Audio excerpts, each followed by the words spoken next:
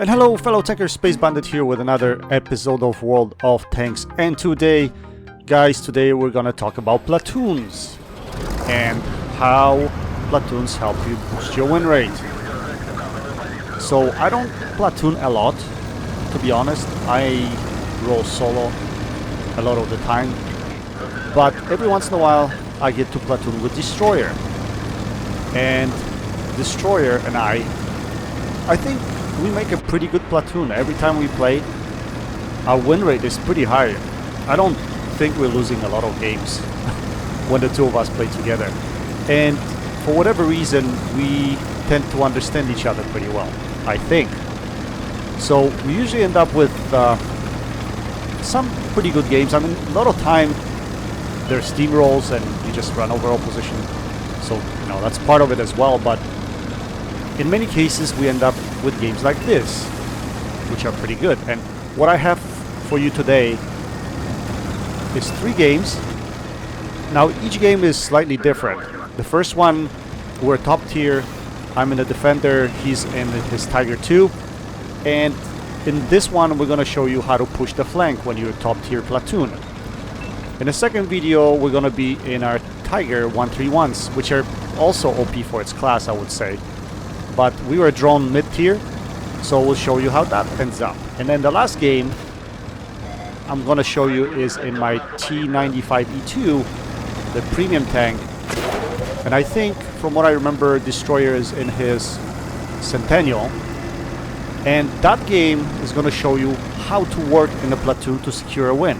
So 3 different games, but I think all are pretty good. Actually, the first 2 are really good. We got brothers in arms in both of those, so I hope you guys enjoy them. And without further ado, let's jump into the game. So we're at the top tier platoon. We're getting ourselves in a nice position here, which is a brawling position, and you'll see how the two of us will hold this flank fairly easily. And we're pretty much going to engage most of the enemy opposition here. So yeah, at this point in time, we're trying to protect this flank here, and this is a great position on Arctic region because you're already safe in here. Artie is not going to hit you. So we can just utilize our... I'm going to utilize my Alpha, and Destroyer is going to utilize his rate of fire, and we're just going to shred these guys to pieces. As you can see, I mean, it does help that the medium tank and the light tank went in a position A2 because they cause a little bit of distraction. But other than that, I don't think it would make much of a difference, to be honest. If these guys would have pushed, I think we would have been able to handle them anyway. But as you can see, we're just putting shot after shot after shot, just making sure that I keep my hold down position here. And yeah, choosing my shots properly. Obviously, my reload time is not that fast. Now, unfortunately, light tank YOLOs all the way around and puts a shell into me and kills my gunner. But we do have lots of support. I mean, lots of support at B4. So that's not an issue here. Now, all of a sudden, the VK100 rolls out, and this tank is so ridiculously OP when it comes to armor. Both Destroyer and I say... Actually, Destroyer told me first he's loading premium. I said I'm doing exactly the same thing. So just playing our tanks to our strengths. I'm just poking out with my turret. The Destroyer is just poking out with his turret and making it really difficult for these guys to hit us. So yeah, we're gonna continue doing the same thing. I mean, Destroyer tracked this VK nicely, so we put a few shells into him. Now this VK36, he won't be able to pen me at all. So we're just gonna roll down and take him out of the game. And just like that, we cleaned up the flank. Just the two of us. Because although the other light tank and medium tank were providing a little bit of distraction, I think it was up to our guns to really do the damage here. So that's what top tier platoon can do for you, and especially if you have 2 players that are fairly capable. That's what you're gonna see in most cases. It's just steamrolls. I mean, if the platoon takes the proper flank and the opposing team goes to that flank, you pretty much, you know, you pretty much guaranteed a good game, right? So as you can see, we cleaned up really fast, and we're gonna move forward and clean up the rest of their team. Now at this point in time, I think Destroyer was telling me there's still plenty of HP on the board, so we can pad our stats a little bit here. And in a second here, take a look at this shot. Da! Russia! Strong! Why aim? Just shoot! Yeah. So I think Destroyer here tells me that we have a chance for Brothers in Arms. So all I have to do is get the last kill. Unfortunately, I fluffed my shot there. I don't aim like a noob, unfortunately. So here, Destroyer could have killed this guy, but he's waiting for me to reload, and he basically gave me that kill, which was quite wonderful. He was paying attention to what was going on, and I really appreciate that. And that's what you call teamwork, guys. Complete teamwork. So let's take a look at the end plates now. Now the game wasn't spectacular result-wise per se, but it was still a very, very decent game. So I managed to make 131,000 credits, just dirty. Defender is just dirty. 131,000 credits is fantastic. I managed to put up 4,000 damage, almost 4,000 damage, with class 1, and we got our Brothers in Arms. Now in a second I'll skip to the final results of the game. Destroyer finished first with 3k damage and 1,200 assisted to bring his totals to about 4,200 combined. And I don't remember if he actually got an ace tanker in this or not. I think he told me that he got an ace tanker in this game. So there you go. Now the second game, we are in our Tiger 131s. As you can see, we are mid-tier, but it is mostly tier 8 game. As you know, Tiger 131 has preferential matchmaking, which will take you only to tier 8. However, if you're in a platoon, you can actually be drawn into tier 9 game. Although with Tiger 131, I don't think that would be a problem. That tank is just incredible. 4.5 second reload or something of that nature. Pretty good premium rounds with good penetration. I can't remember what the penetration on it is, but yeah, this tank is just crazy good. If you ever want to get yourself a trainer for German crews, yeah, Tiger 131 is pretty amazing. So I would strongly recommend that. And you'll see what happens here. We're gonna just go into this battle and clean up. And in here, we're not gonna play together per se. This is one of those games where we kind of sort of separate. I mean, we start on the same flank, pretty much, to see if the top tier platoon comes this way. And I think we were talking here that top tier platoon has a lot of armor because they have a VK and a couple of, well, big horror was one of them, and the other one was a mutant.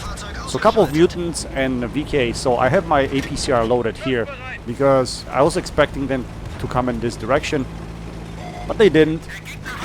So I don't know what this guy's doing, and I shouldn't have auto aim there, which cost me a little bit of damage.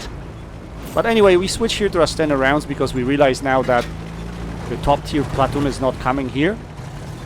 So Destroyer is going to push forward. He's going to push to try to clean up in E7. And what I'm going to do is, I've realized now that the top tier platoon is heading towards F7 and pushing hard through there. So I told the Destroyer here, I'm just going to go and see if I can distract them a little bit. Distract them enough so that they turn their guns towards me. And Tiger 131 is a pretty fast tank. As you can see, it moves pretty good. So you can pull off those medium tank moves as you would in a regular medium tank. So basically what I'm going to do here, I'm going to distract them. Hopefully not lose too much HP. Maybe take one of them out of the game. This guy gets double tapped or triple tapped, which is pretty good. We take him out pretty quickly. My ammo rack goes here, but I didn't realize it until now. I'm going to repair it in a second. I'm going to put one more shell into this guy to the side, but now that the VK turns around to face me, I'm just going to run off. And that's what this tank is good for. You can play it sort of like a medium tank, right? And that's what I did over here. So what I'm going to do now is I'm going to turn around. Well, first of all, looking at shots on this light tank, but he disappears. But we're going to turn around and engage them from behind because obviously they turn to face the ISM. So Yeah, I have easy shots over here. We're gonna put a few shells into them and dispatch them quite quickly. Set this guy on fire. He goes down. So here I was kind of undecided, but then I realized the big horror is still alive. Oh, bug horror. I thought it was called the big horror. Anyway, we set him on fire. The fatherland takes him out. And we're gonna continue to get more damage. Like, as you can see, it's a fast game. Pretty much steamroll. But we've had a lot of games like that actually in our run, which is quite surprising. But our win rate had to be at least 80%. Shit you not. Yeah, it was a pretty good night. So, at this time I think Destroyer was telling me we can get another Brothers in Arms if I can get another kill here. So, I was trying actually to get a kill. Here I wanted to get a kill, but I didn't roll high enough. So, and the reason I have APCR here because I love the velocity and I can pull off shots like this right through that little space, and look at the accuracy of Tiger 131's gun. It's just amazing. So here I was hoping to get another kill, but I didn't because that light tank just ran the other guy over. So the game finished.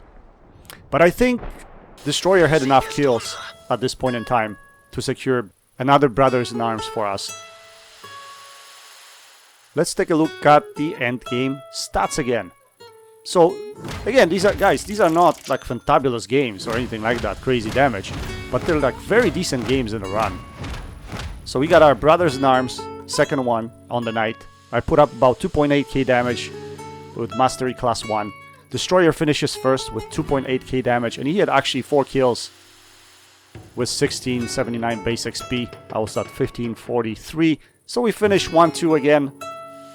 Spectacular game.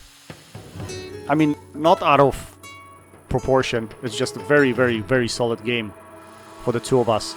And again, if you're in a platoon, especially a platoon mate that understands you pretty well, you're gonna have games like this. And the last game I'm gonna show you is... the game is a little bit older. I think we played this game about... it's gonna be at least 4 months ago or something like that. Actually, Destroyer was still in his old clan. So this game is on Salvage Yard, which is pretty much a different version of Malnovka. I'm in T95E2 and Destroyer is in his Centennial. So I'm gonna try to remember to the best of my abilities of what we did here, what was the reasoning behind the plays that we made. I'm gonna try to explain it to you guys the best as I can. But this was a nice platoon carry, actually. I've had this game on my drive for a while. I guess I was just waiting for the right opportunity to show it to you guys. Again, this is not going to be an extreme damage game. It's just going to be a very good platoon work. And I think after this game was over, both myself and Destroyer were like so satisfied after this game. Because when you pull off games like this, it's just an amazing. That makes you come back to this game, honestly. So we are mid-tier, sort of. Destroyer decided to go in the middle and maybe provide some vital spots. And what I wanted to do is I want to go uphill and support our heavy tanks. But as you can see, our team hasn't really distributed that well. Well, I guess they have distributed well, but a lot of our tanks went to the south side, which is not really recommended. On this map, what you want to do is get the high ground. So, best thing to do is do your battling on in a B9, A0 area, somewhere around there if you're a heavy tank. So as you can see, Destroyer and the light tank are lighting things up in the middle. We see this British heavy tank right in the middle here. We're gonna try to put a few shells into him. Unfortunately, penetration on T95E2 is not the greatest. I don't remember what it is at this point in time. I'll put it in a caption below. I'll look it up later for you guys, but that's why I'm using a lot of heat in this battle. And to be honest, this is my premium tank as well. I earn credits with it, so premium shells are not really that expensive. So I don't mind really, you know, using them if I need to. I think the premium shells have a penetration over 200. Again, I don't remember what it is. I'll put it in the caption below. So we see a fellow T95E2 here. And we're gonna try the cupola shot, which is not gonna come off. Although it looked like the shell was flying true. But as you can see, I didn't make it up to the hill. And the reason why is because these guys are being lit up. So I have shots here, no problem. Although these buildings in the middle here, normally on Malenovka, you're not gonna see those buildings here. But on Salvage Yard, that's the difficult part. So here I see the shots on this Oho. We're gonna put a few shells into him. And if you guys are aiming at the Oho, the turret cheeks are probably your best bet to hit. There are also those little cupolas in front, but they're so rounded sometimes if you don't hit them flat in the middle, they're gonna bounce. So turret's probably a better option. So here I'm moving up a little bit higher to see if I can get any angles on this Oho, to see if I can put a few shells into him. Just playing very careful and passive at the moment. And if I don't, I'm gonna try to support my tanks that are on top of the hill. So we're gonna move up a little bit here. But in a second, like here, I'm looking at these shots on this Oho. I thought the building in front of him is destructible. So I think, yes, I've taken a few shots here to try to knock the building down. But I don't think it was destructible. So the shells don't really make it through at all. Now I see this T-29 right in the middle. These are easy shots for me. So we're gonna try to put a few into his side. Now again, Destroyer provides vital spots here. Now at this point in time, he's telling me that he's in trouble because he's exposed from the south. So I basically told him, once we take this T-29 out, I'm gonna turn around and head back and try to help him out. That was the idea here. Still looking if I have shots at this Oho. Unfortunately, not really. So I'm gonna switch to my heat rounds here. We're gonna scoot back towards Destroyer. In the meantime, I'm paying attention here in the middle of the map. And the route I'm taking is I'm trying to see if there's anybody else here in the middle that I can spot. But there's nobody here, so Maushin is crossing through the middle of the field. I don't know what he's doing, but he's definitely putting his Maushin in a crossfire here. So we're gonna try to take advantage of that. And Destroyer is pretty much panicking here. He says that he's a one-shot, I think, at this point in time, from what I remember. But he's protecting his tank very well. He's playing it really well. Uses the ridges. And I'm gonna try to take advantage of this Maushin. I'm gonna track him here. And it would be extremely difficult for me to penetrate him from this angle.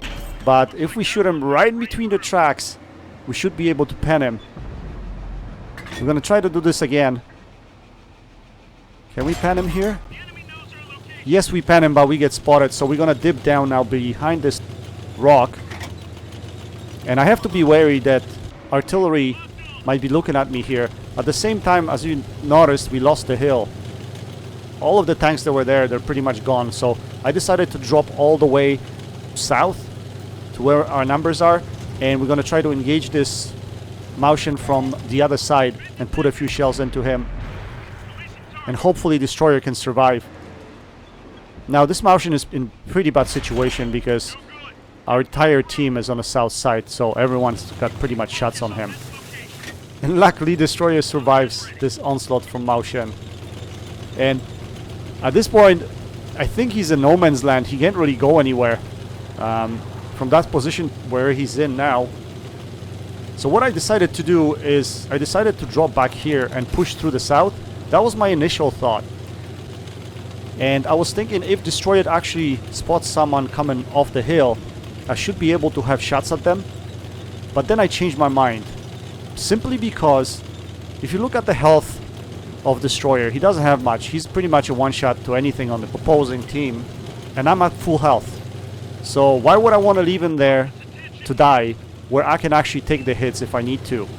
So what I decided to do instead, I decided to go in this location E0 behind that rock where I was before. And from there I could possibly spot the guys coming from the top of the hill. And if I can spot them, Destroyer is still in a position to fire on the hill.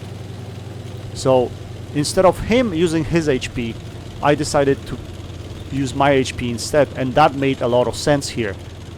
So what we're gonna do is we're gonna scoot up here and we're gonna see if we can spot anybody. Now it's going to be a very patient game now, and that's the way to play. If you try to close out, if you push too far or too fast, then you're taking your chances too early. It might not pan out.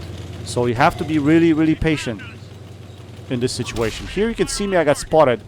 So I'm gonna drop right behind that rock. Tiger 2 is spotting me, sitting right on top of the hill.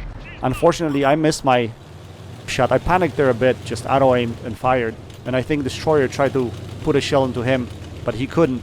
So I know now that if I try to get to the hill, I'm gonna be outspotted by this Tiger 2. Or we're gonna spot each other at the same time. So that's one. And second, I have to be careful because I know artillery will be looking at me at this point in time. So where I am here right now, this mini hill on my left, it basically gives me very good protection against artillery. So I don't want to move from here because I know I can spot Tiger 2, and I do have artillery behind me. In case I spot him, artillery can hit him. So here again we spot him. We just auto aim and shoot. Looks like we break his gun at the same time. Unfortunately, our Artie doesn't hit him. I was hoping that Artie would hit him. At the same time, basically I'm holding this flank. As you can see on the other side of the map, the tank destroyer and a medium tank are actually pushing. So what I was hoping that they would start capping, either push or start capping to distract these guys. If they would be distracted, everyone would be looking at them, then maybe I can make my way all the way up the hill and try to engage this Tiger 2. I know I can do it. I'm full HP, and that's why sometimes it's very important that you guys keep your HP pool until the end of the game. It doesn't mean that you shouldn't engage earlier. Of course you should. You just have to be careful when you give your points away or hit points away, because you can use them later to carry if you need to. So as you can see, these guys started cupping. So at this point I was thinking, and I think I was telling Destroyer, I think everyone is distracted at the moment. It's time for me to go. So I'm going. I told him I'm going. I'm going to try to spot this Tiger 2. And if artillery doesn't hit him, then I will try to engage him. And I was basically hoping that the opposing team's artillery is focusing the other guys, my teammates that are pushing at C3 there. So as you can see, I scoot to the next rock. I'm going to try to side scrape here. In the meantime, our Artie puts a nice shell into Tiger 2. We're going to try to hit him in a cheek, through a cheek, but I think this shot goes in the manlet, unfortunately. And he's going to rush me here. We're going to try to put one more shell on the way. We do. And here I had two choices. I can drop behind and use my gun depression to engage him. But I was worried about artillery, so I decided to go forward and go around him. And take a look at this shot. Yeah, it's a crit. And artillery fired at me. So I was right. If I went right there. So if I went below that hill, right over here, underneath, then probably artillery would be able to hit me. But this was a more difficult shot for the Artie, and I was moving, constantly moving, so definitely it was much harder for Artie to hit me. Now, unfortunately, both of our guys that were at C3 got taken out. Both of them. So now, it is up to me and Destroyer to carry. And we have to play it really cautious. Again, Destroyer is a one-shot, so he cannot do much. He could, though, provide spots, vital spots. And he can move up a little bit further because he knows now that we have the hill. So that's exactly what he's doing. He's moved a little bit further and he spotted the artillery. So we need to take this Artie out of the game. First shot, pretty bad. I fired a pretty bad shot here. I was expecting Artie to turn, but it didn't. We're going to try to put a second shell, and yes, we hit him. We take him out of the game. So that was key. Taking Artie out of the game was really key in this situation.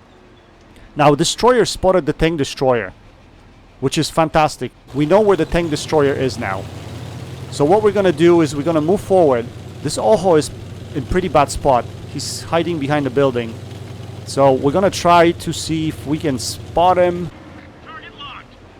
We keep him spotted here. His turret is not poking out from behind the building, so he cannot spot me. And that's the way the mechanics work when it comes to spotting. In order to spot someone, guys, your turret has to be poking out. If it's just your track, you will not be able to spot anyone. So I was hoping if he moves too far back, behind the other side of the building, then Destroyer will spot him, and there he goes, and Destroyer spots him. And at this time, when Destroyer spotted him, I knew I could move forward because I'm not spotted. I can just crawl behind the building here. In a second, I was thinking if he was going to poke out or not. I was going to go behind the building and take him out, but all of a sudden, on the way in, I spot this charioteer, and I have a shot at him, so we can take him out of the game. Yes, we take him out of the game. Now it's just cleaning time, and we're going to try to get rid of this Oho. He pulls out from behind the building, and we're going to take him out of the game. And that's how we do it, boys. We clean up pretty nicely here. Very good teamwork between myself and Destroyer.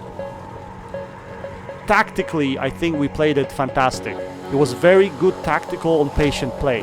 That's all. He was stuck in one position, but that's all he could do. Although he supported me the best way he could. He spotted when he needed to. He fired his gun when he needed to. And I basically used my HP to clean up the hill and then, you know, clean up the rest of the enemy team. Again, fantastic result. We finished 1-2. Again, the game is not greatest damage-wise, but I did manage to pick up 2.8k damage. Destroyer picked up almost 2k damage. So it was a relatively good game. We finished 1-2 again in this game. And at the end, we were talking here and saying how fantastic it was. And how we managed to basically close it out when we needed to. So we fired 34 shots. We had 22 direct hits, 13 penetrations. We dealt 2.8k damage. We had 1100 assisted damage, which brings our total to about 4k combined damage, which is, you know, a relatively good game for T95E2. Anyway, guys, I hope you enjoy this run. I just wanted to show you how Platoon can alter the outcome of the game and what you can do in each situation to help each other out in order to get the outcome you need. Now keep in mind, when you're platooning, you're likely to increase your win rate, but your damage numbers will likely drop because you're now sharing damage between yourself and your platoon mate. So depending on what you want to do, you have to make a decision. Do I want to platoon? Do I want to play solo? If you want to be winning more games, platooning is definitely the best option. Anyway, guys, I hope you enjoyed those replays. Definitely I enjoy playing with Destroyer, and we're gonna do it more often probably going forward. Maybe I can bring you even better games than those ones. Go check out CloakGuy72 and Got a Dinghy. Links to their channels will be in the description section below. That's it for today. Happy platooning. Until next time, Space Bandit checking out.